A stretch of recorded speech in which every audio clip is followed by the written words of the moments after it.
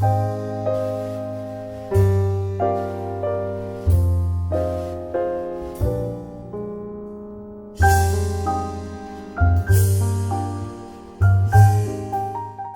Leïla, donc vous avez écrit l'ouvrage Le désamour de la maltraitance à la résilience.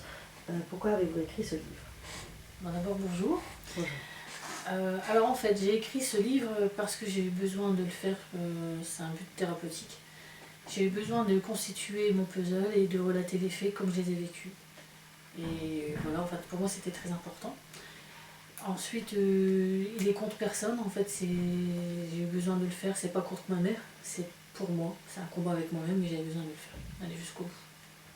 D'accord, très bien. Et quelle a été la réaction donc, de votre mère face à ce livre? Alors en fait elle m'a un peu surprise parce que sur le coup elle n'a pas réagi. Elle semblait surprise physiquement, j'ai vu réagir, mais elle n'a rien dit ou elle m'a pas répondu. Donc j'ai un peu questionné, quoi. Je suis allée un peu plus loin j'avais besoin d'aller plus loin et je lui ai dit de toute façon que moi j'avais besoin de le faire et que j'avais besoin d'expliquer ce que j'avais vécu, etc. Et du coup à partir de là elle m'a dit oui, je comprends que tu as eu besoin de relater ce que tu as vécu. D'accord. Quelques mots donc, sur les sentiments que vous avez eus et que vous avez donc aujourd'hui à l'égard de votre mère. Alors en fait quand j'étais plus jeune, en tout cas petite, je la comprenais pas et je cherchais à comprendre un petit peu pourquoi elle se comportait comme ça. C'était plus une incompréhension et ensuite j'ai eu le sentiment de culpabilité en me disant que c'était certainement moi qui n'était pas gentil, qui n'était pas sage, ou enfin bref, qui se comportait pas comme elle le voulait. Donc j'étais beaucoup en quête d'être la fille idéale un petit peu. Voilà, et puis en me remettant beaucoup en question, cherchant à comprendre peut-être que c'est moi, peut-être que voilà, j'essaie beaucoup de réajuster mon comportement alors qu'en fait j'ai compris plus tard que c'était pas ça du tout et que, voilà, que c'était plus une femme qui était en souffrance et qui a pas su, elle a peut-être pas trouvé des personnes pour l'aider au moment-là et enfin, voilà, c'est un peu plus comme ça que j'ai compris en grandissant en fait. En grandissant donc. Oui. Et avez-vous pardonné à votre mère ce qu'elle vous a fait subir quand vous étiez petite? Oui. Il y a longtemps que je lui ai pardonné en fait à ma mère. Par contre, ce que j'avais besoin, c'était d'être connue. J'avais besoin en fait qu'elle entende, qu'elle me dise bah oui, j'ai fait ce que je t'ai fait, c'est grave et en fait ça j'avais besoin de l'entendre. Donc c'était ce qui était plus difficile pour moi, mais il n'y a pas très longtemps, elle a enfin reconnu que ça a été très long, mais elle a enfin reconnu et même demandé pardon. Et donc voilà, D'accord. moi il y a longtemps que je l'ai pardonné. Ouais. D'accord. Et comment pouvez-vous expliquer donc, que votre mère vous ait tant détesté, désaimé, contrairement donc, à vos trois sœurs, avec qui elle a eu un comportement quand même assez différent? Comment pouvez-vous expliquer ça? Y a-t-il quelque chose que vous avez compris ou pas En fait, c'est vrai que c'est une question pertinente, mais je la connais pas la réponse. Jusqu'à aujourd'hui, je sais pas. Et je n'ai pas osé lui poser la question. Ce qui fait que pour le moment, j'ai pas de réponse sur cette question-là. Je pense que certainement, c'est certainement lié en tout cas ça pourrait être ça, lié à certainement avec l'histoire avec mon père, certainement. Mais vraiment le cœur de l'histoire, le fond du problème, aujourd'hui je ne le connais pas. Et est-ce que vous comptez donc éclaircir cette question Probablement. Un jour? Pardon. Probablement, c'est bien possible qu'un jour j'en ai besoin et que j'aille lui demander. Là, ce que j'avais besoin jusqu'à aujourd'hui, c'était d'être connue. Et en plus elle m'a demandé pardon, donc c'était beaucoup pour moi. Donc déjà, chaque chose en son temps, et voilà. après la prochaine étape, ce sera donc de savoir plus pourquoi. C'est possible. D'accord.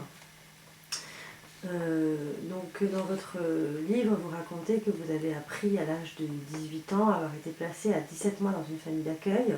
Oui. Comment avez-vous réagi face à cette découverte?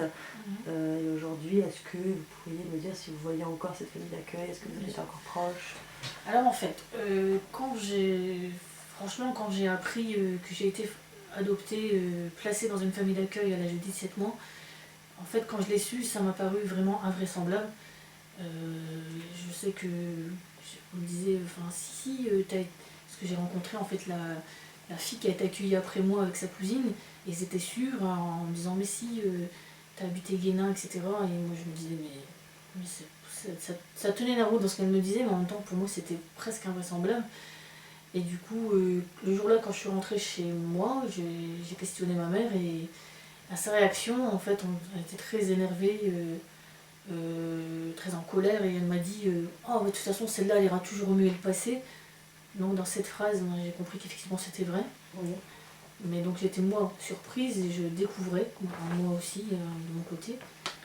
Et puis, depuis, effectivement, je suis en lien avec la famille d'accueil, avec les enfants, les petits-enfants, toute la famille, et voilà. D'accord. Je connais aujourd'hui ma propre famille, c'est-à-dire mes filles. Et puis on se rencontre, effectivement, on a toujours des liens. Et ma mère, elle est au courant, parce que quand j'ai parlé à ma mère du livre, etc., je lui ai dit aussi que je côtoyais toutes les personnes que... Et comment elle a réagi face à ça? Elle m'a fait ah oui, c'est vrai, enfin un peu surprise. Et c'est tout, de toute façon, je sentais que c'était vrai. Vous sentez évidemment pas de jalousie de sa part ou quoi que ce soit, comme si... Non, j'ai plus ressenti le côté elle sait, elle a découvert et voilà. J'ai plus ressenti ça, ce qui a été caché aujourd'hui, j'y ai touché en fait. Enfin, d'accord. moi-même. Aujourd'hui, donc, vous êtes éducatrice spécialisée à Douai dans un centre d'hébergement où vous appuyez les familles en difficulté. Et comment expliquer ce choix professionnel? Alors en fait, très jeune, vers 18 ans, déjà je sais que je voulais faire éducatrice. Et ça me paraissait évident. Maintenant, en fait, j'étais à cette période encore une écorchée vif, donc heureusement pour moi que je n'ai pas été éducatrice cette période, parce que je pense qu'il est très très important de travailler sur son histoire, de cheminer et de régler ses problèmes pour après pouvoir accompagner les personnes. Et voilà, même si ça paraissait évident, je pense que c'est souvent en fait on choisit pas ces boulots-là pour rien. C'est des vocations mais qui sont liées totalement à ce qu'on a vécu, etc. C'est vécu. Voilà, donc mais c'était important de régler les choses avant. D'accord. Et aujourd'hui, donc, vous êtes mère de 2 filles. Après avoir donc subi cette maltraitance, comment avez-vous envisagé la maternité? Et est-ce que vous pouvez me dire quel âge ont vos filles aujourd'hui et quel rapport vous avez avec elles? Voilà. Donc mes filles, j'ai 2 filles, Inès et Siem, j'ai de 19 ans et 16 ans. Alors mes filles, elles sont très importantes pour moi et elles ont donné un sens à ma vie.